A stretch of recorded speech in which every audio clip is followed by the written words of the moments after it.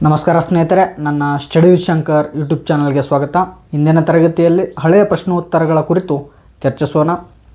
ಇವುಗಳು ಪರೀಕ್ಷಾ ದೃಷ್ಟಿಯಿಂದ ಭಾಳ ಇಂಪಾರ್ಟೆಂಟ್. ಓಕೆ ಸ್ನೇಹಿತರೆ, ಮೊದಲ ಪ್ರಶ್ನೆಯನ್ನು ನೋಡೋಣ.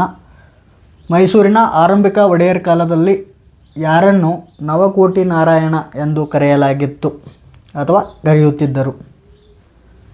ಮೈಸೂರಿನ ಆರಂಭಿಕ ಒಡೆಯರ್ ಕಾಲದಲ್ಲಿ ಯಾರನ್ನು ನವಕೋಟಿ ನಾರಾಯಣ ಎಂದು ಕರೆಯುತ್ತಿದ್ದರು?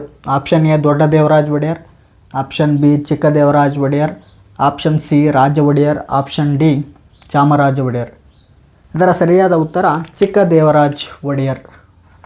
ಚಿಕ್ಕ ದೇವರಾಜ ಒಡೆಯರನ್ನು ನವಕೋಟಿ ನಾರಾಯಣ ಅಂತ ಕರಿತಾಯಿದ್ರು. ಇವರ ಇನ್ನಿತರೆ ಬಿರುದುಗಳನ್ನು ನೋಡೋಣ ಸ್ನೇಹಿತರೆ. ಇವರಿಗೆ ಮಹಾರಾಷ್ಟ್ರ ಭೂಪಾಲ ಜಾಲರೀಪು ಅಂತ ಬಿರುದಿರುತ್ತದೆ. ಮಹಾರಾಷ್ಟ್ರ ಭೂಪಾಲ ಜಾಲರೀಪು ಇಂಪಾರ್ಟೆಂಟ್. ತೆಂಕನ ರಾಜ,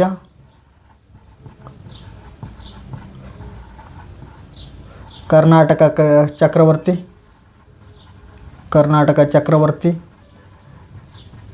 ರಾಜ ಜಗದೇವ,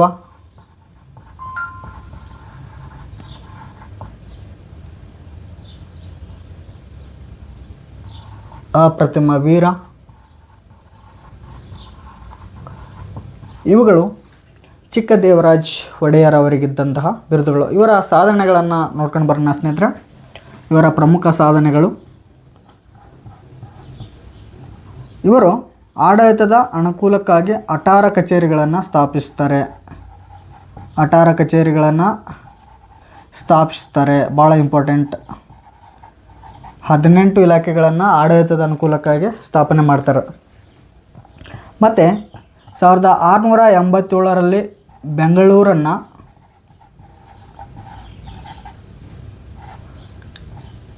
ಔರಂಗಜೇಬನಿಂದ 3 ಲಕ್ಷ ರೂಪಾಯಿಗೆ ಕೊಂಡುಕೊಂಡರು. ಇಂಪಾರ್ಟೆಂಟ್.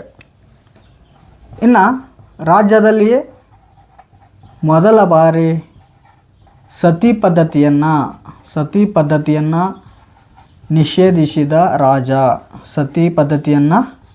ನಿಷೇಧಿಸಿದ ಮೊದಲ ರಾಜ. ಇಂಪಾರ್ಟೆಂಟ್. ಇವರು ಚಿಕ್ಕ ದೇವರಾಜ ಭಿನ್ನಪಂ ಎಂಬ ಕೃತಿಯನ್ನು ರಚಿಸ್ತಾರೆ. ಭಾಳ ಇಂಪಾರ್ಟೆಂಟ್. ಚಿಕ್ಕ ದೇವರಾಜ ಭಿನ್ನಪಂ ಭಾಳ ಇಂಪಾರ್ಟೆಂಟ್. ಹಲವು ಪ್ರಶ್ನೆ ಪತ್ರಿಕೆಗಳಲ್ಲಿ ಈ ಒಂದು ಪ್ರಶ್ನೆ ಬಂದಿತ್ತು. ಚಿಕ್ಕ ದೇವರಾಜ ಭಿನ್ನಪಂ ಎಂಬ ಕೃತಿಯನ್ನು ರಚಿಸಿದವರು ಯಾರು ಅಂತ ಕೇಳಿದರು ಸ್ನೇಹಿತರೆ. ಚಿಕ್ಕ ದೇವರಾಜ ಒಡೆಯರ್ ಅವರು ಈ ಒಂದು ಕೃತಿಯನ್ನು ರಚಿಸ್ತಾರೆ. ಇನ್ನು ನೀರಾವರಿಗಾಗಿ ಇವರು ಭಾಳಷ್ಟು ಕೆಲಸವನ್ನು ಮಾಡಿದ್ದಾರೆ ಸ್ನೇಹಿತರೆ.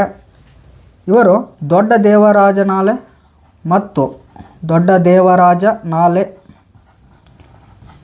ಮತ್ತು ಚಿಕ್ಕ ದೇವರಾಜ ನಾಲೆ ಇಂಪಾರ್ಟೆಂಟ್. ಈ ಎರಡೂ ನಾಲೆಗಳನ್ನು ಕಾವೇರಿ ನದಿಗೆ ಅಡ್ಡಲಾಗಿ ಕಟ್ತಾರೆ. ಕಾವೇರಿ ನದಿಗೆ ಅಡ್ಡಲಾಗಿ ಕಟ್ಟಿ ರೈತರಿಗೆ ನೀರಾವರಿಯ ಅನುಕೂಲವನ್ನು ಮಾಡಿಕೊಟ್ಟಂತಹ ರಾಜ.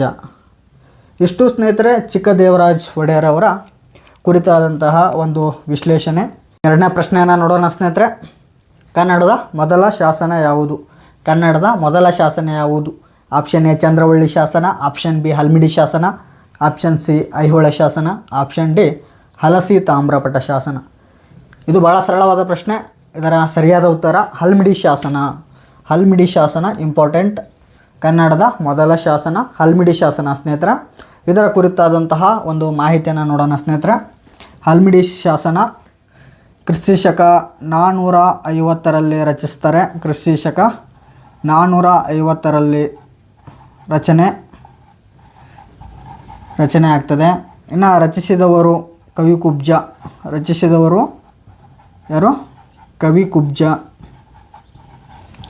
ಕವಿ ಕುಬ್ಜ ಅವರಿಂದ ರಚನೆ ಆಗಿರುತ್ತದೆ.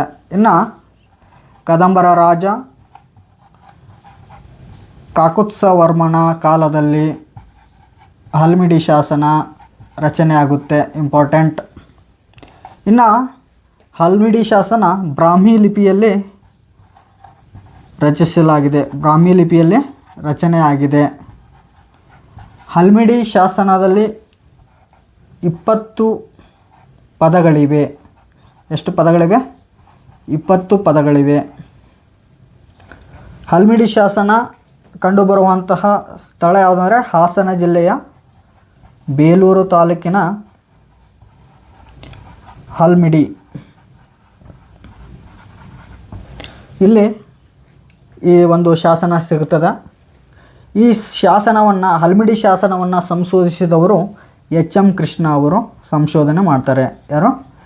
ಎಚ್.ಎಂ. ಕೃಷ್ಣ ಅವರು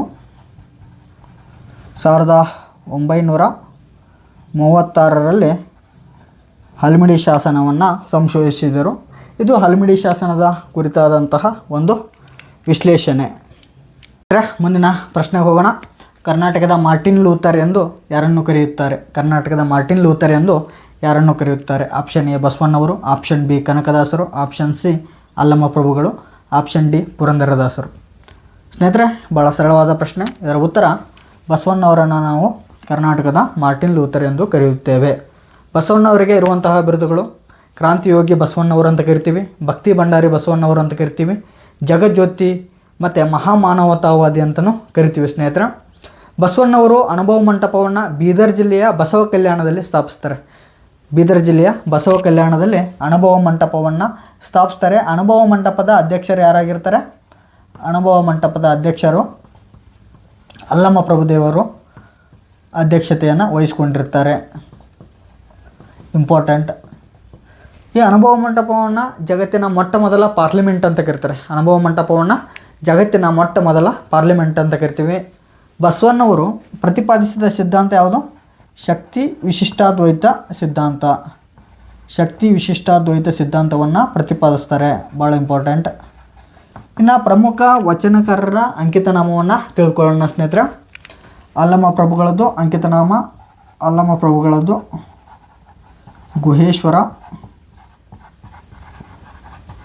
ಗುಹೇಶ್ವರ ಅಂಕಿತನಾಮ.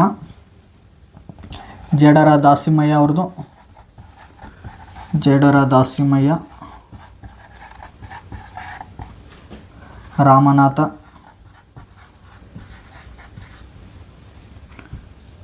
ಬಸವಣ್ಣವರದು ಕೂಡಲ ಸಂಗಮದೇವ.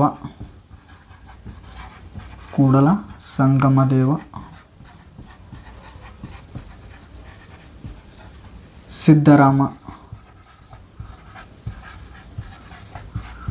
ಕಪಿಲಸಿದ್ಧ ಮಲ್ಲಿಕಾರ್ಜುನ.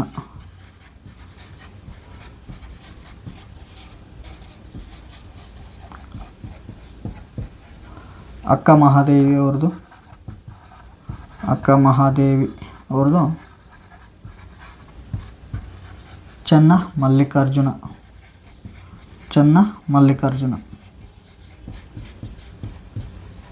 ಮುಂದಿನ ಪ್ರಶ್ನೆ ನೋಡೋಣ. ಭಾರತದಲ್ಲಿ ಪಂಚಾಯತ್ ರಾಜ್ ವ್ಯವಸ್ಥೆಯ ವಾಸ್ತುಶಿಲ್ಪಿ ಎಂದು ಯಾರನ್ನು ಕರೆಯುತ್ತಾರೆ? Option A Ashok Mehta, option B L M. Singhvi, option C Balwantrai Mehta, option D Raja ಚೆಲ್ಲಯ್ಯ.